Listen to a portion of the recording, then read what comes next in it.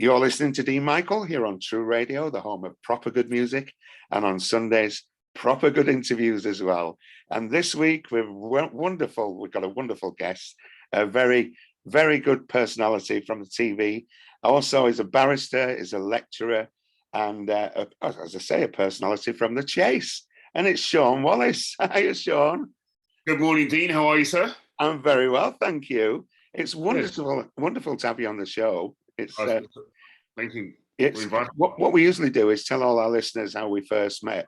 But we met through a mutual friend, didn't we? Brian Huggy. We certainly did. A young man called Brian Farmer, a very, very confident and brilliant young man who I met.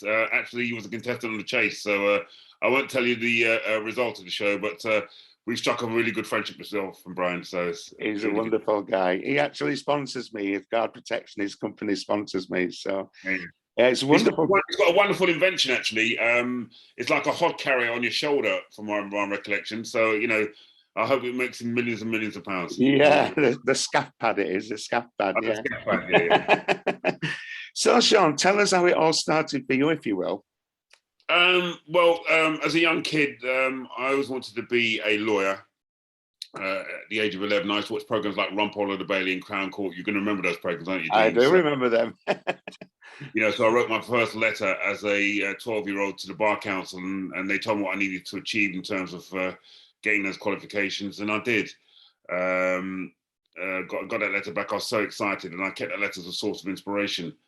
You know, back in the day, like 50 years ago, they had a low expectation of people of colour wanting to aspire and achieve dreams like being a lawyer, doctor, or dentist. And when I showed it to my careers teacher, she turned around and basically said, Wallace, you, at best, you're going to end up working in a factory. At worst, you're sadly going to end up in prison.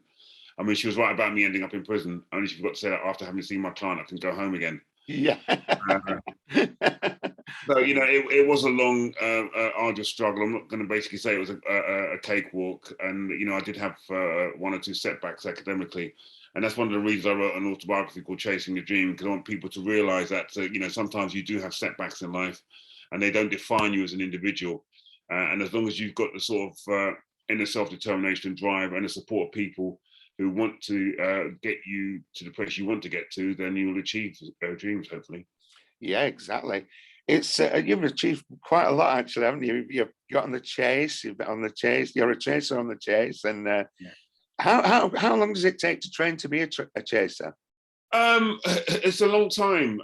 You know, having a quizzing ability doesn't happen overnight, and you know, you do need the experience of going on quiz shows, different quiz shows, getting used to the environment of an artificial studio with an intimidating host, a studio audience. So, you know, I've been on quite a few game shows, and obviously the culmination of my quizzing career is when I won Mastermind in 2004. And I retired after that, because obviously winning what I consider to be the best and toughest quiz show in the world, where else could I go? They weren't going to let me on Who Wants to Be a Millionaire. So I retired. I then was asked by the BBC to come out of retirement because they were looking for a new egghead. So I took part in their initial Are You an Egghead competition. And I got all the way to the grand final. And I lost to Barry Simmons. All right, yeah.